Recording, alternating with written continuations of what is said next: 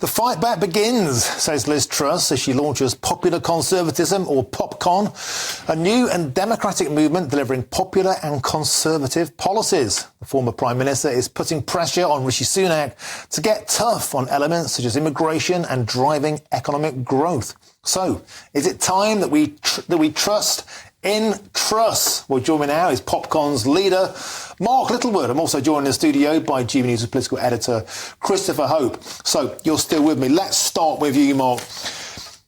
A good day. I mean, you've had a lot of press. You're pressing the right buttons. A lot of good people in the room. Chris says there was some money in the room, but there was an elephant in the room on immigration. What's the policy platform? How do you want to try and change the Tory party? Well, the policy platform is this, really, Martin. It's quite important, and I know it's going to sound a bit boring, but it matters. The institutional infrastructure of the United Kingdom mitigates against conservatism, right? Yeah. So design your ideal immigration policy, right? Let's suppose you've got that in your mind right now. Good luck getting that through the ECHR, the Human Rights Act, and the platoons of lawyers. So we're almost making a meta point, if you like, that unless the overall structure of the UK changes, then it doesn't really matter what your immigration policy is. You'll never be able to implement it. It doesn't really matter whether you want to get taxes down and regulation lowered. You haven't got a prayer. You haven't got a chance. Because essentially the Conservatives have signed up to the Blairite consensus, really devised by the Labour Party when they were in office for so long, which has built an enormous bureaucratic state. That doesn't mean Conservatives can achieve nothing. They've achieved some things in office for 14 years. But it does mean it's an exercise in basically pushing water uphill.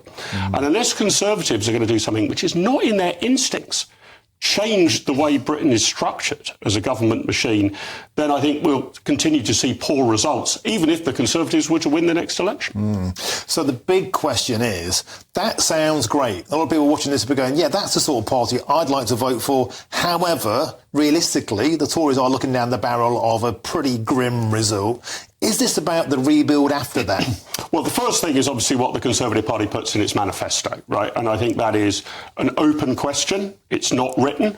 PopCon will be trying to influence that. People have been saying to me for weeks, what on earth are you doing launching a movement with the words popular and conservatism in the title? But I think it can be popular. So first hurdle's that. Obviously, everybody wants to talk about what happens afterwards, the leadership. I understand that. Journalists need to talk about that. But if you get the ideas right, then an awful lot flows from that. And this new movement is about getting those ideas right.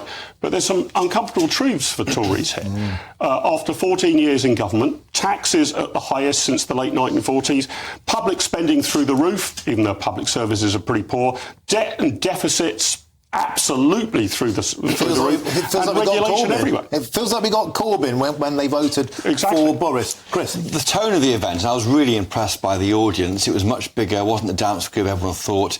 There was money in the room, strategists. Basically everyone you need to set up a party was in that room, I think. So whether it's planning for pre-election or post-election, we'll wait and see. But just, I mean, how do we get to this pretty pass when this party, which you're helping support, has been in charge for 14 years, but it can't do what it wants to do? I mean, if you can't do what you want to do with an 80-seat majority, now it's 55 working majority, and then what's the point? I mean, you sort of despair for democracy in a sense. I mean, Labour or Chris, Tory. you're speaking straight to my analysis. But Labour or Tory. I mean, Labour Party might say the same thing. Or is the system biased in favour of the Labour Party and they have the same problem as the Tories? I think if you want higher taxes, yet more spending and yet more regulation, the entire structure of the United Kingdom's governance and constitution is geared in your favour. If you want lower taxes, less or more efficient spending and fewer regulations, then the system is rigged against you.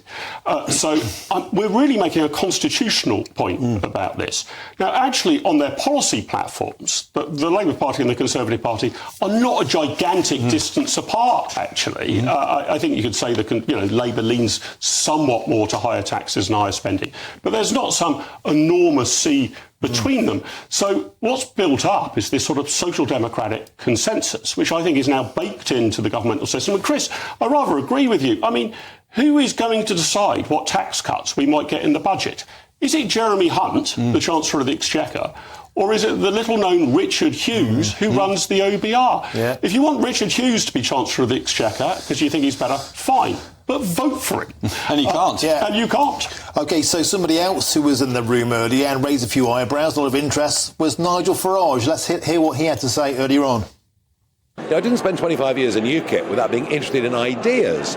And I have a sense that a lot of what's going to get said today by Liz Truss and others will be very popular amongst Conservative activists, Conservative voters, and a broader country as well. And yet, have a look around this room. How many current serving Conservative members of Parliament are here? I think less than a handful. And so the point really is that whilst I agree with many of the things, not all, but many of the things that Liz Truss is saying, within the Conservative Parliamentary Party, she's part of an embattled minority.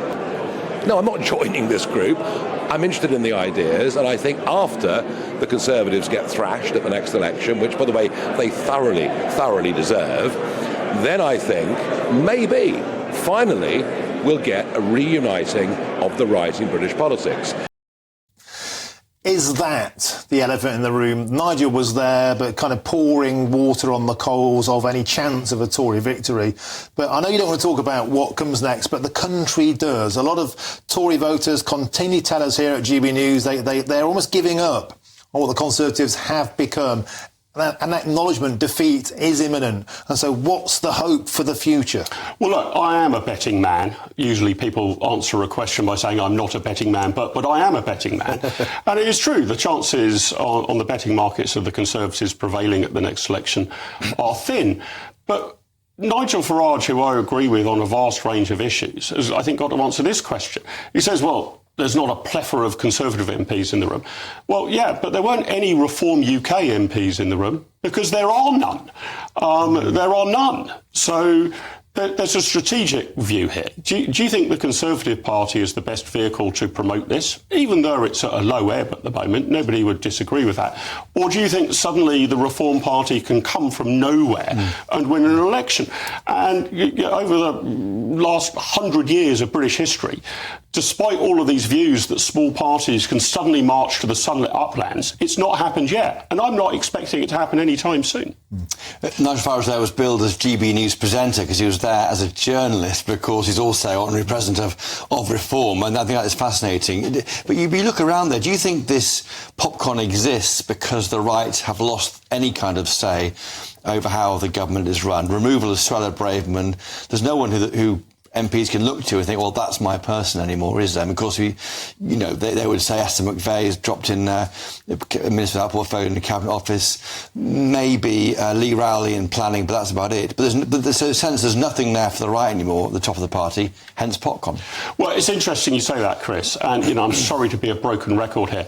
I don't think it's so much about the personalities, I think it is about the ideas. And if you'll remember back very well to Rishi Sunak saying a rather brave assertion, I thought, at his conference speech at the Conservative Party conference last October, when he said suddenly he's the change candidate. I mean, a very difficult position to be in once your party has been in government for 14 years, albeit he is the fifth Prime Minister in that 14-year term. I'd encourage Rishi Sunak to actually run with that idea. So we have deliberately, I appreciate we had a former Prime Minister there, Jacob Rees-Mogg, who's also a GB News presenter there, but if you actually get the ideas right, then I think the personalities actually matter less. But Mark, it was fun. How does it look, though, for the... You said it's another group, but after the five families, a sixth family, and you addressed that in your remarks. But Labour must be rubbing their hands, because how is this helping the Tory party win the election? Well, I don't think Labour should be rubbing its hands, because I actually think a biodiversity of ideas within a major party is a good thing. The Labour Party is well ahead in the polls. But what are the intellectual discussions they're having? They're still going backwards and forwards about whether to have a £28 billion green investment bank. That's the epitome of their intellectual, philosophical decision-making. Okay. So, unity is required, I think, in terms of personality. But in terms of ideas, come one, come all. The more families, the better. OK, we've got to leave it there. Thank you very much, PopCon's leader, Mark Littlewood. Thank you. You've had a long day. You deserve a drink after that. And also, Chris Hope, thank you very much.